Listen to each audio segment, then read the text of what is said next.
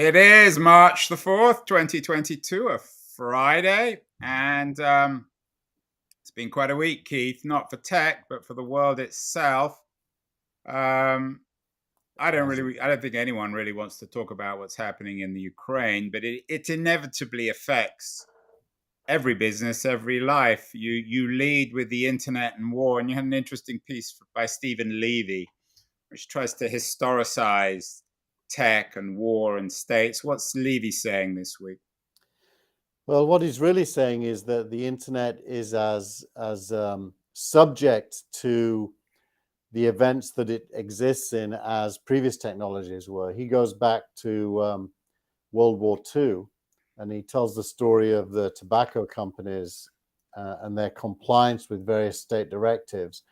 I mean, he treads a careful line because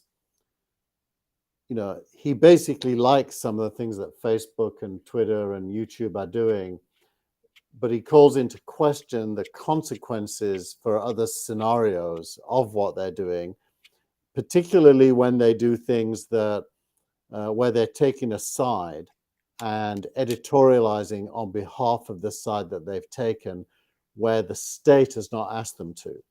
So it's kind of it's the opposite of self-censorship in a way. It's censoring stuff that you choose to censor. So what in broad terms, are the big tech companies, especially the platforms, Google, Facebook, are they in sync, Twitter, on No, what to allow and what not to allow on their platforms? no. So let's just take a very quick tour of headlines here.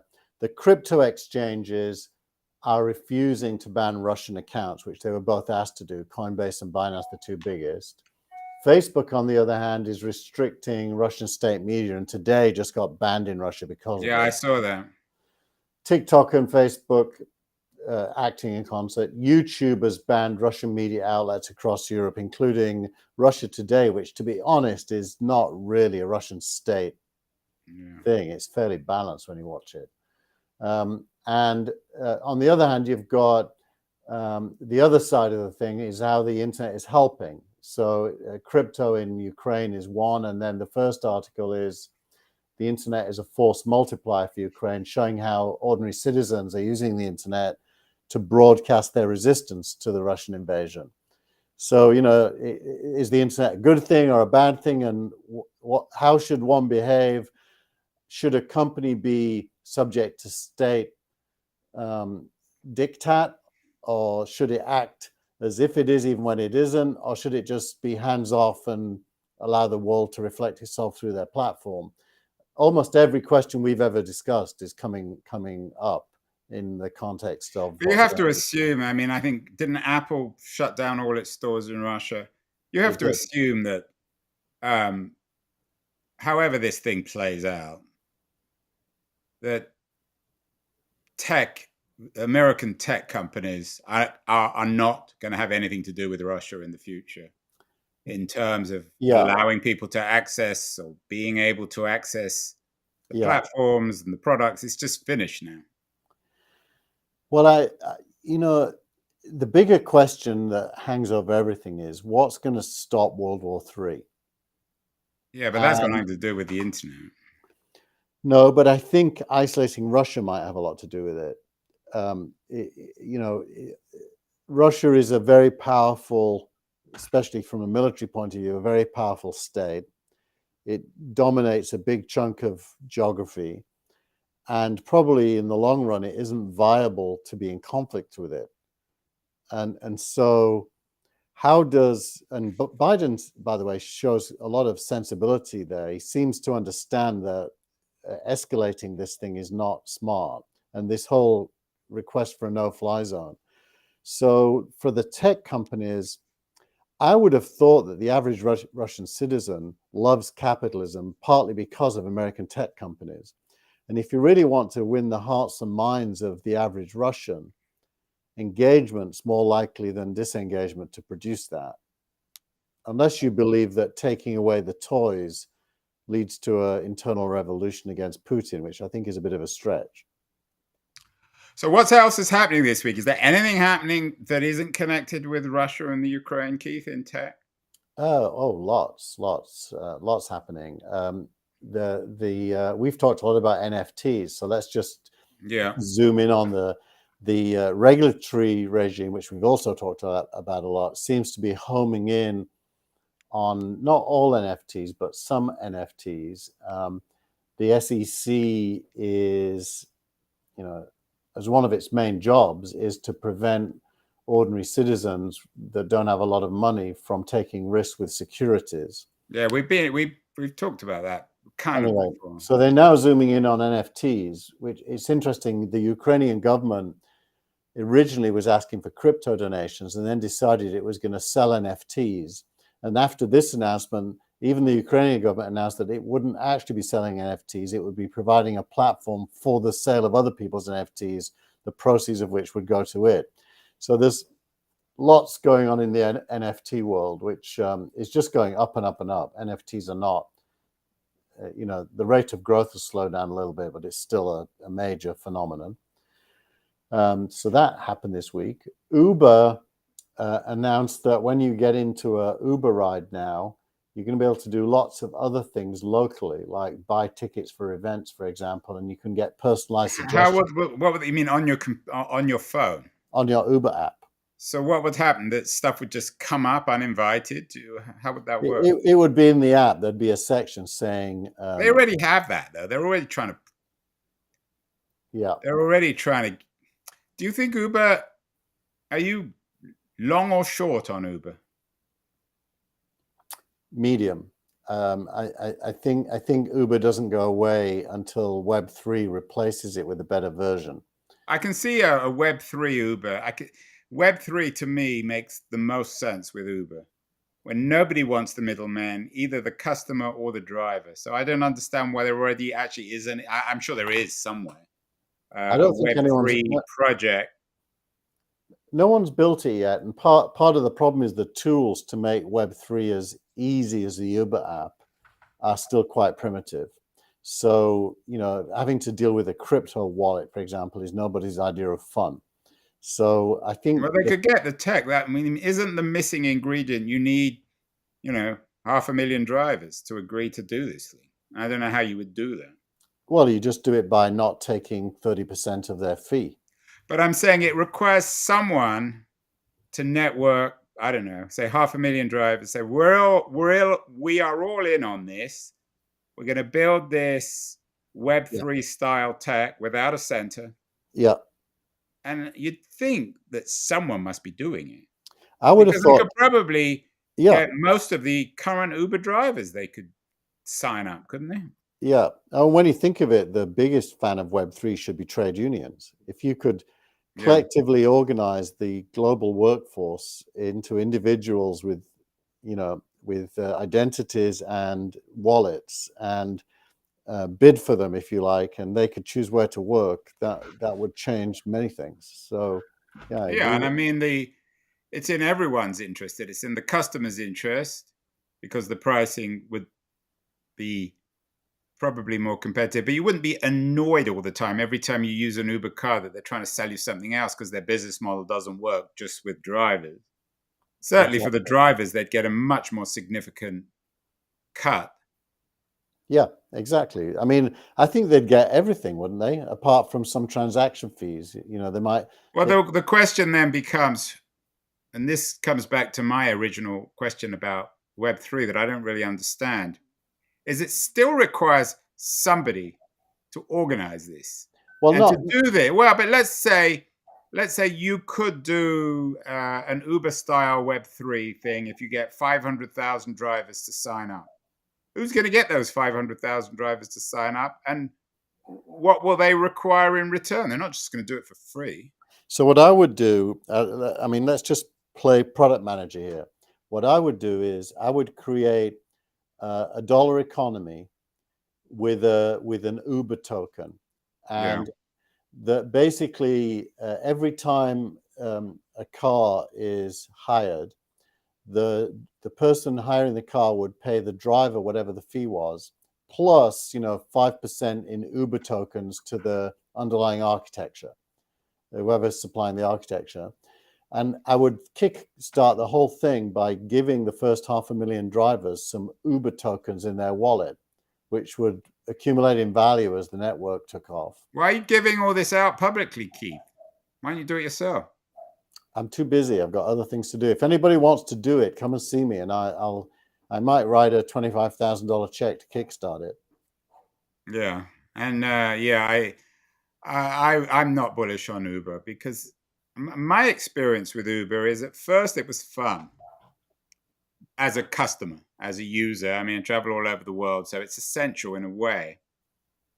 But I've really become averse to sitting in other people's cars. I don't know what it is, but it's sort of there's something really miserable about it, whether it's just me or whether that will affect the market for Uber. I mean, it was fun at first. It was so novel and disruptive. Yeah. Well, the latest thing, I don't know if you've noticed, but if you've done one recently, they ask you, do you want to talk to the driver, yes or no? Yeah. We always have, I mean, we always say yes. use Ubers a lot in San Francisco because it's so hard to park, and the drivers are very cheerful and very pleasant. It's just, I don't really want to sit in their car. Why not? What's the problem? They smell bad. But are they actually expanding? I mean, is this successful, this initiative? I mean, they've got Uber Eats. No, it will be successful if you think about, pretty much every city has Uber, and it's currently used for delivering food to you if you use Uber Eats, or for getting a ride. Think of all the other things you do locally where you would welcome, like, I don't know why they wouldn't do your shopping for you at Safeway and bring it. There's so many things they could be doing. That's the old sort of startup dilemma, Keith. You can do everything, but someone's going to do it better. Your next piece in the newsletter is about Amazon's $31 billion advertising business. But Amazon seems to be one of those remarkable companies that is indeed able to do everything better than anyone else. So now they're in the advertising business, and they're probably competing strongly against both Facebook and Google and Apple, who had historically dominated the business. Yeah. So this is about Amazon did its earnings recently, and 31 billion of revenue from ads. This is Cory Doctorow, who's one of the founders of the Electronic Frontier Foundation and a well-known sci-fi writer as well.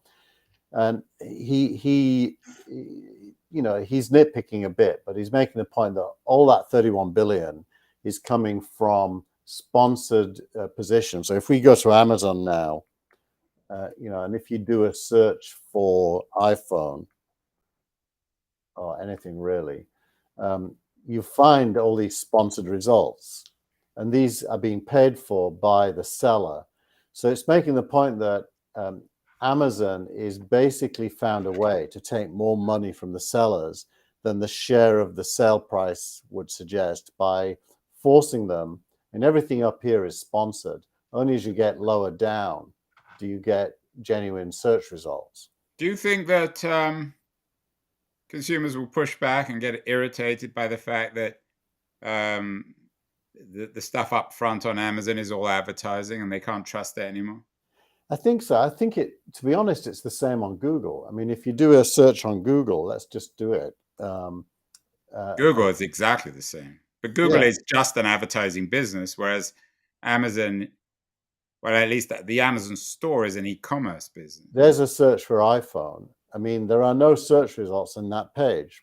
Ad, then Apple, then a whole bunch of placement stuff that people are paying for. Yeah, you think that Amazon would be vulnerable to an online store that guaranteed no advertising, but that's very theoretical, just as you'd think Google would be vulnerable to a search engine that didn't follow you, but that doesn't seem to have happened. Yeah. Well, what it really shows is kind of disappointing in a way, which is great functionality gets paid for by killing the functionality. I mean, Google's functionality is awesome, Amazon's is awesome, but the way they're trying to make money kills the core innovation that they made in the first place. But also these giants are bumping into each other more and more. I mean, Amazon is a search engine. and an advertising company, and Yeah. Google is a search engine and an advertising company. Facebook is a search engine and an advertising company. So they're Yeah. all naturally, which I guess is an argument against your friend in DC on the antitrust front. But it is interesting. Yeah. And the cake isn't expanding. I mean, there's still the cake is the cake, right? yeah, if there's 5 billion people on the internet, as there are, and the devices are just getting better and faster, and people are using them for more things, there's more opportunities. When I did the business model for real names back in the day, it was all about the number of impressions you would get in front of someone's face, multiplied by the number of times they would click as a Yeah. percentage. But all the big tech companies now are having to invent and reinvent themselves. Amazon as an advertising company, Uber as a everything company, and Apple as a gaming company, Keith. Yeah, this is a great piece because it's kind of under the radar. It comes from one of my favorite sites, which is Visual Capitalist. Probably best to click there and see the whole thing.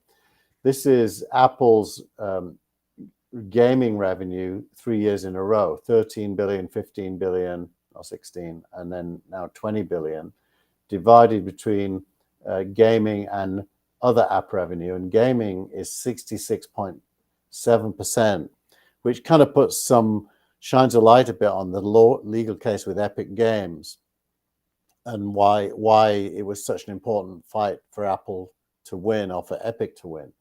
This is a very big market now, mobile gaming, and it's only going to get bigger as we move to Apple. Has next Tuesday, Apple has one of its annual announcement days, and a lot of the rumors are that they're going to be doing more in the augmented reality space. Let's see, but games on a screen will pretty soon be games in the world, and it's a very large business. Yeah, and Apple, of course, once it's inevitable, it's going to get into the augmented business. Will take on Apple directly. There's already no love lost between Apple and Facebook for various reasons, which we've talked about before in the past. And then, of course, there's also many rumors about Apple having its own vehicle. That won't happen this year, probably, or next, but certainly by the mid-20s, which only underlines the fact that Tesla competition is heating up. But that's already happening this week, Keith.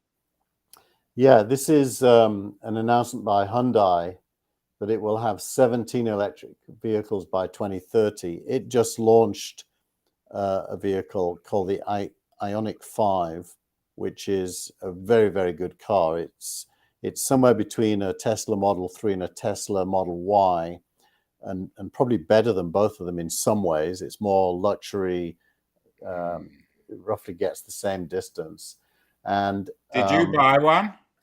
I didn't buy the Ioniq 6, it is, sorry, not 5. I did not buy the Ioniq. I did buy the sister car, which is the Kia EV6. They're both. I don't know if people know this, but Kia and Hyundai use the same platform, and they build then unique cars on top of the platform with their own software and such. And I prefer the Kia one, but it's a great car. It's a great car. And how much is it, or how much was it? You can get them starting in the mid 40,000s, and you get a 7,500 tax credit off of that, so it goes down. The model I bought was the GT version that's all-wheel drive, and it's got all the bells and whistles, so it was closer to $65,000, but it's more expensive. But you can't get a Model 3 for less than that these days, so it's reasonably priced for where the market is. So how would the Hyundai? I just got a Y. How does the Hyundai compare with the Y? What are the strengths and weaknesses? I think the first difference you'd notice is the seats and such are more luxury grade. What on the Hyundai? Yeah, on both the Kia and the Hyundai, they're much more luxury seats. What does that mean, luxury seats? Well, softer. Tesla seats are fairly Spartan. You're from Yorkshire, Keith. You don't like luxury seats, do you? You didn't even have seats when you were growing up. We didn't. You're right. We were born in a shoe. But the second thing you'd notice is the software and hardware is much more developed than the Tesla. Like Tesla's reduced everything down to the screen, Yeah. which some people love. Some people miss the knobs and buttons that are physical. And what these companies have done is they've blended the two. So you have got touch screens with everything there, but you've also got like a physical screen to turn knob to turn the heat up or to tune the radio. Even though it's tuning a digital radio or digital heat, it's more physical. And the I mean, steering one thing you wheel, can guarantee is when Apple come out with their vehicle, maybe it'll be a self-driving vehicle, but it'll take on Tesla much more directly I would have thought so. as a car version of the iPhone, which Tesla already seems to be. Yeah. I mean, my Y seems to be. The real question is, will it have a lightning connector for charging? Yeah. That's Oh, that's the real question is, will it be purple? will Because it be that's why purple? I bought my new iPhone, because it's purple. I didn't know you could Colors wear are it. important. Yeah, Apple are very good at colors. Tesla's less good at colors. Yeah, but you know I would they've have bought all. a purple.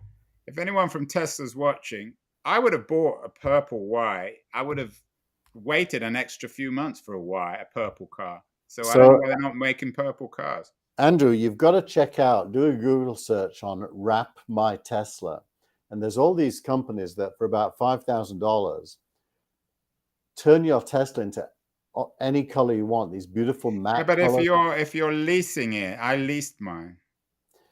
It comes off. It's a wrap. It's Oh, basically some kind of linoleum style wrap, and it comes off. wow. Have you seen them? They look good. Yeah, no, they look I've like actually seen some funny colored Teslas, and I wondered I thought they were customized, but they must have been wrapped. they've been wrapped. And you can wrap any car, by the way. The newer, the better, because you don't want any imperfections in the or dents or anything. But you can pretty much choose any color you want.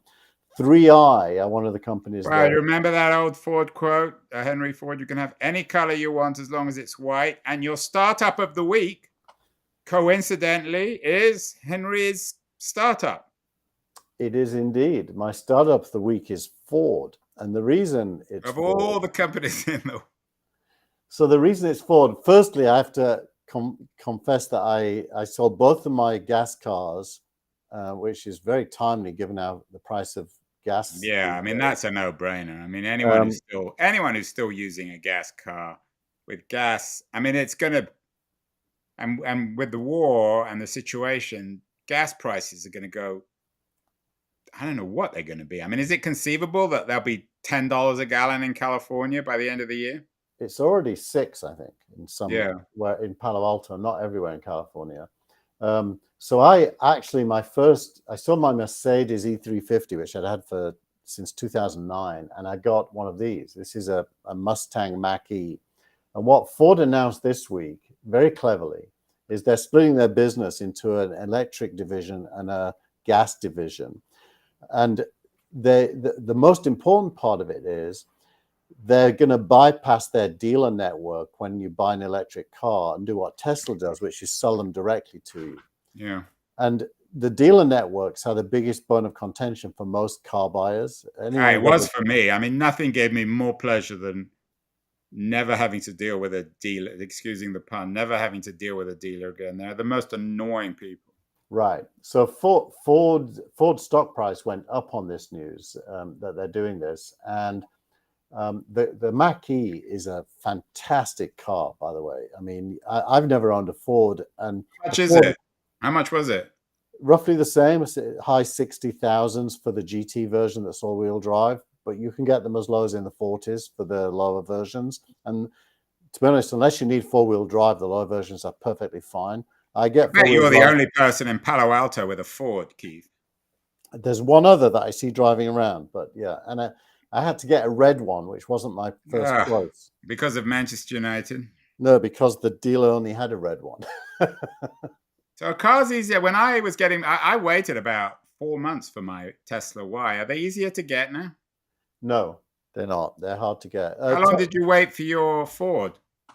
I didn't. Somebody who bought it couldn't afford it, and the dealer called me and said, "I've got one. If you come today and get it," and I did. Did you pay in crypto? I did not. I got a $2,500 credit if I took their financing deal, which was 1.4% interest on a loan. So I actually did a down payment as high as I could to still qualify for this discount.